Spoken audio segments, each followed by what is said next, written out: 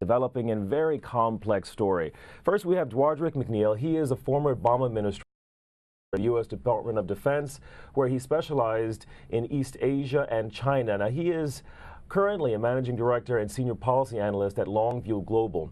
We also have Pyong Min, who is a distinguished professor of sociology and the director of research for the Center for the Korean Community at Queens College. But we first start with Dewardric.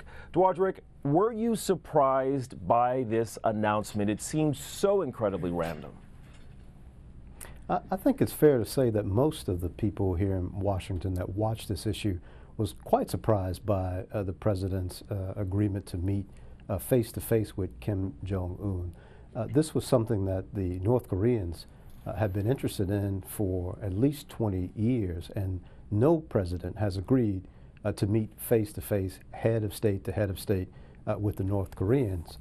Certainly many people thought that if this were to ever happen, that it would be sequenced as the last set of events that would happen between the U.S. and North Korea as we move to normalize relations. No one ever thought that it would be an opening gambit to begin negotiations.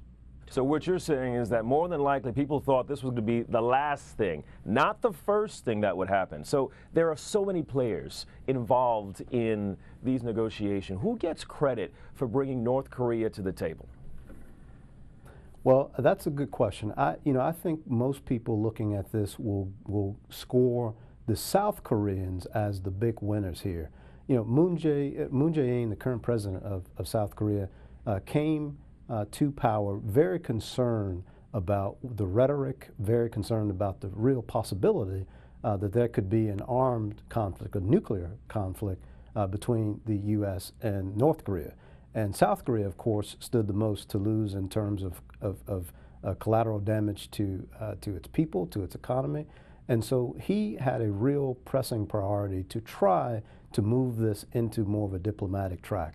They saw a window of opportunity with the recent trip to North Korea by his national security advisor and intelligence chief, and he took it and he brought it to Washington. I don't think he was expecting for it to be accepted as quickly and as easily as it was, but I think for most people this is a win for the South Koreans. But I would also say that the U.S. stands a lot to win in this as well. No one wants to see a military solution to this problem. So I think they're winners all around, but certainly the South Koreans moved the dial on this. So you say this is a win for South Korea. So the South Korean president, Moon Jae-in, has been instrumental, as we know, in talks with North Korea. What is the philosophy of the South Korean president when it comes to negotiating with North Korea? What's this strategy?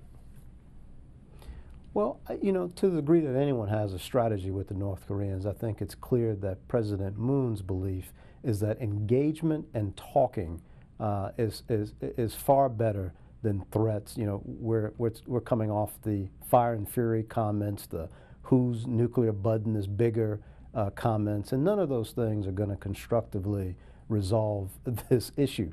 So I think if you think about President Moon's history, President Moon comes from the Sunshine Policy school of thought out of South Korea. These were views that said if we engage with North Korea, if we try and put together incentives for the North Koreans to come to the table and discuss normalization of relations, unification in the case of the Korean Peninsula, then that's a much better track than some sort of military solution to the North Korean issue. Certainly, there's no military solution to the unification of the peninsula. So President Moon is squarely in that Sunshine Policy camp. His predecessor was not. His predecessor was a lot more bellicose in her rhetoric, and that married very closely to what the Trump administration's views were for this, which was maximum pressure, trying to increase sanctions on a number of different areas that could harm the North Koreans. There was so much posturing between President Trump and Kim Jong-un. At one point, there was the dough tart moment, the little rocket man, so much going on. At this point, is it safe to say that North Korea is serious, or is the country positioning itself for more concessions? I think this is a fairly serious outreach. I think no North Korean negotiator will ever come to the table without getting some sort of concessions. If you remember, during the 1994 negotiations, this led to the agreed framework. There were all sorts of things the North Koreans wanted before they actually sat down at the table. We promised a light water reactor. There was requests for additional humanitarian assistance and aid. So I don't think we're out of the clear yet in terms of what they may ask before we get to this May summit. But I will say that it is, for most of us who watch this, it is crystal clear to us that Kim Jong-un is serious, that North Korea had a strategy all along, and that I think they believe this is the best time for them to really capitalize on what in many ways has been a remarkable run for them diplomatically, starting with the outreach to attend the Winter Olympics. Thank you very much for your insight. We really appreciate your view of what's going on in this incredibly complex story. Now I want to turn to Pyong Min, who is an expert on the Koreas, and in particular the Korean diaspora. So I ask you this question, Min. Were you surprised when this announcement came? Yeah. I was greatly surprised, but not as much as most other members of the Korean community or Americans, because I knew the new president's reconciliation policy toward North Korea, and particularly when they had a Winter Olympic game, they treated them very nicely, and really they want to get respect and recognized as a regime. Yeah. And President Moon treated him accordingly, and they trusted him, and he had a lot of pressure on the tough embargo, but he could not give up his ego, and I give up. Huh? So you believe it's an ego question? It's all about the ego? Yeah, I think so. Yeah. And you know, like a lucky man, you know. Global world didn't recognize him as a leader of a government, but Moon Jae-in recognized it. Yeah.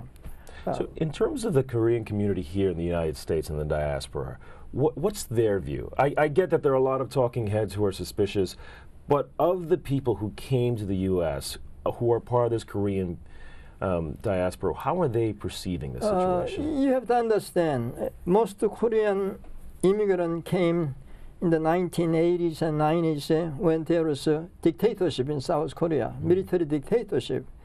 And military dictators used anti-communism as a technique to control power, and no freedom at all. And you know, that really antagonized North Korea a lot. That's why right now they are very conservative.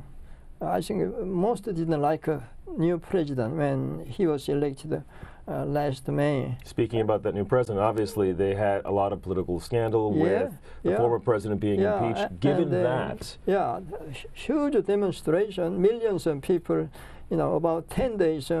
Really, that helped him. And right now, I think people seem to accept president's liberal policy. It's working now, and you know, many people complained.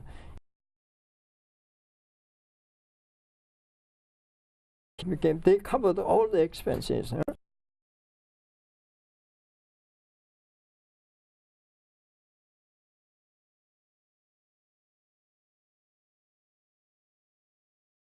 Yeah. So you're saying obviously the president thought the price of peace was so critical, which is why he covered all these expenses and is really working to broker this deal. But do you believe the North Korean leader is actually being genuine, or do you think something else is at play? I think at this time it seems to me genuine.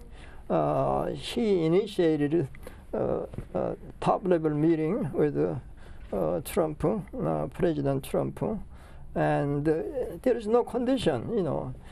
In April, they are supposed to American Korean military exercise And North Korean side said, no problem, you can do it. Yeah.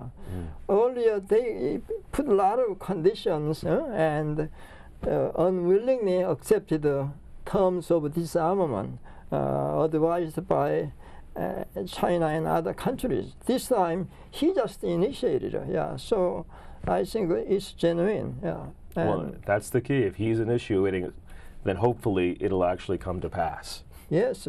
Yeah. Thank you so much, Distinguished Professor Pyong Gat Min. Thank you very much for having us.